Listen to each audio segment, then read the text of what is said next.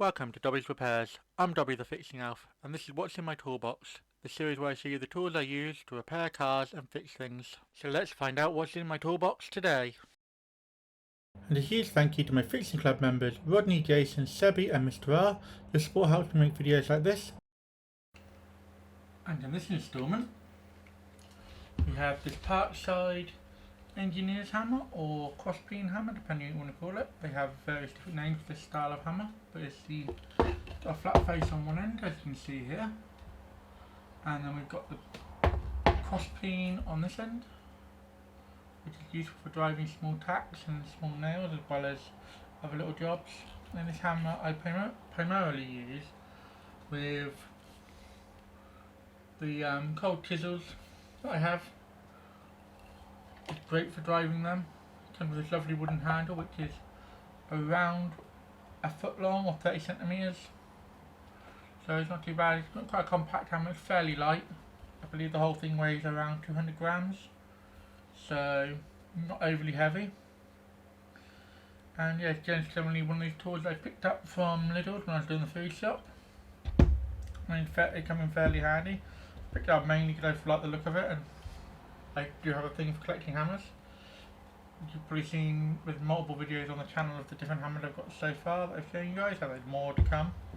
But I just thought I'd show you this one this week.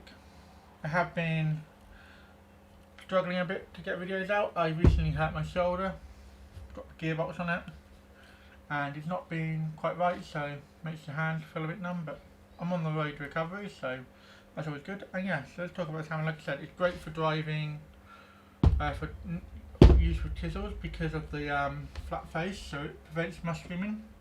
Also quite good for when you need to tap out drive shafts because of the shape and size of it. Pretty good for that. Obviously be careful because it does prevent mushrooming, it doesn't completely stop it. So you want to be careful, you don't want to mushroom off your drive shaft because that's a pain in the bum. But you know, these, like using with cold chisels or punches, or you know, just generally for driving things out, that's what I've mainly used this for. And like I said, it's fairly nice. You've got a lovely little so if you miss when you're swinging it or anything, you've got a little rubber protector here to protect the handle so you don't snap it off. Yeah, it's just generally a really nice hammer. Obviously always make sure you wear your eye protection, safety goggles and such. And yeah, overall it's a really nice, really well balanced hammer. You've got this end here which you can use for, like I said, multiple purposes. Mainly I use this as just a gentle tapping, quite good for just checking the rust levels and stuff.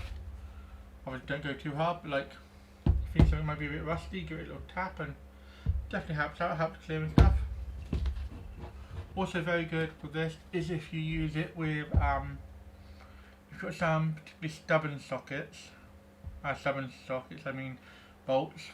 So you get like an extension and you use that to hold it and you hit the socket. It can help loosen up some rusted fasteners. I've had some success with that in the past. It's generally really nice. It's obviously got some information on here and it's got a lovely, like I said, I'm not sure what this wood is, but it's very strong. It feels really nice in the hand. It's got this green painted, it's hickory. I've just seen that in the, I don't know if you guys can make that out, in the handle and the green section of the handle. Let me try and zoom in, see if we can get that on the camera. There's a hickory handle, so really nice. It feels very nice. It's been very well shaped as well.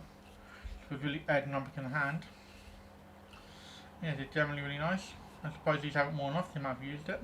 I don't use it around much chemical stuff. This is normally for like just getting pins out, you know, like if you're driving out. For instance, the other day I was working on a Ford Fiesta and it had a broken pin that held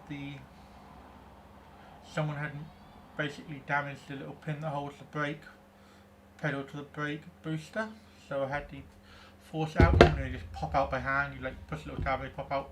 This one wasn't coming, so I had to get persuasive, so luckily this hammer's small enough to fit in the little gap to drive out, and I could drive out the pin with a little punch from one of the US probe punches that I've shown you in the previous video. Yeah, I made it really handy for driving out. I was actually doing a Masterson on a clutch for that, but for that job you have to remove the pedal box. It's a bit of a faff, really difficult because there's no space. Yeah, it was a pretty good job. And yeah, they come in handy for that. Obviously the hammer's quite nice. See, I've got a few war marks. I've had it for quite a while now. I can't remember when I first saw you guys this, but I picked it up a while ago when I was doing the food stuff, as I said. It came in really handy with stuff. Really good for driving like little pins, and also great for recently built some flat pack furniture. And this is a hammer I had to hand, so it worked really well for driving them annoying little pins on the back of the things. Quite good. What I would say is make sure you use some pliers or something to make your fingers away. It does hurt when you hit your hand with it, obviously, because it's a fairly decent hammer. It looks like it's got a very nice grip to it as well. And yeah, overall it's a really handy little hammer to have. Yeah, I found it really useful. I'm going to move on to my final thoughts now. Before I do, obviously as you guys know, most of you guys know, if you're not new here, this is a weekly series of what's my toolbox. I also do repair videos, there is one coming hopefully very soon. I'm just working on finalising it. Things will be a bit up in the air over the summer holidays here in the UK with the kids, so we're trying to get as much time with them as possible, as well as working and all the other stuff you have to do. And yeah, obviously the shoulder injury hasn't helped. But yeah, so I'll give this a rating in a minute, between 1 and 5 spanners, so you'll see that in a minute. And yeah, overall it's a really nice little tool, a really nice little hammer, so to say. And I have generally quite enjoyed using it. Also to mention a huge thank you to my members. You know, you saw a thank you at the start of the video. But yeah, you members are really helping me find tools like this and be able to pick them up when I'm out in the shops and not have to worry too much about the budget. So thanks for that. Any support's helpful, and obviously if you can't become a member, you can always support the channel by dropping a like and subscribing. It's free after all. Doesn't cost you a thing to like and subscribe. And I really appreciate it. And yeah, overall this is a really nice little hammer, and I'm going to give it a rating of 4 spanners now. I really like it. Obviously 4 spanners is a hammer, there's not too much to say, there's not much they could really improve in it. Really, but it's just, I know they do more, the one I saw in the shop the other day had composite handles, and that's what made me think about this particular hammer that I had. Yeah, but I prefer the wooden handle, it feels nice in the hand. I'm not a big fan of composite handles. So yeah, we do have their place, don't get me wrong, especially for anti-shock, but you're never going to be swinging this hard enough to